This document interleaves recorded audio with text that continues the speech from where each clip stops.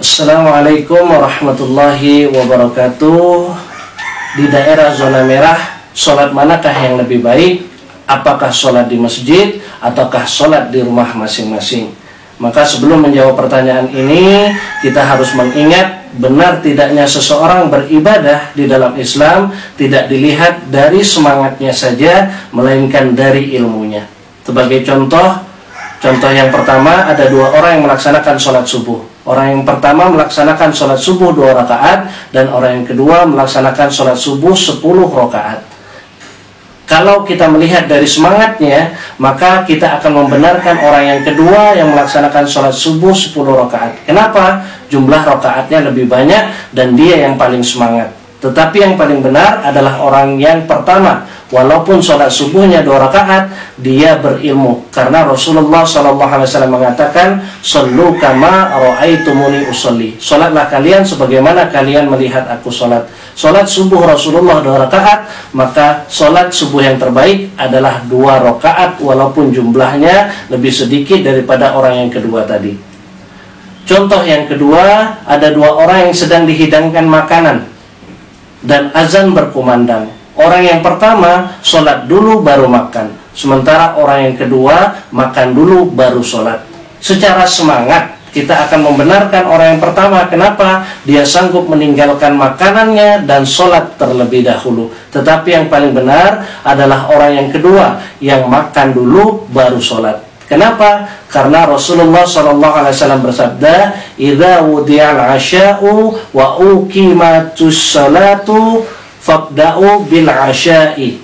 Apabila makanan sudah dihidangkan dan iqamat dikumandangkan, maka mulai terlebih dahulu dengan makan. Maka orang yang berilmu akan makan dulu baru sholat. Dan kembali lagi kita menjawab pertanyaan kita, bagaimana sholat yang terbaik ketika di daerah zona merah? Maka yang terbaik adalah mereka yang sholat di rumahnya masing-masing.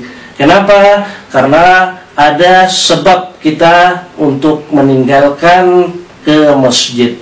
Rasulullah SAW bersabda, "Man sami'an nida'a falam ya'tihi fala sholata lahu ila min uzrin." Barang siapa yang mendengar azan lalu dia tidak mendatanginya, maka tidak ada sholat baginya kecuali ada uzur. Dan uzur adanya wabah ini memungkinkan kita untuk sholat di rumah masing-masing. Dan juga Rasulullah SAW bersabda, "La dharara wa la dirara." Tidak boleh mencelakai diri sendiri dan tidak boleh juga mencelakai orang lain. Ketika di daerah tersebut sudah banyak wabah, maka dengan kita mendatangi masjid, kita bisa tertular. Artinya kita mencelakakan diri kita sendiri. Atau kemungkinan terbaliknya, kita yang membawa wabah dan kita menularkan kepada orang lain. Maka di daerah zona merah, sholat yang lebih baik adalah sholat di rumah masing-masing.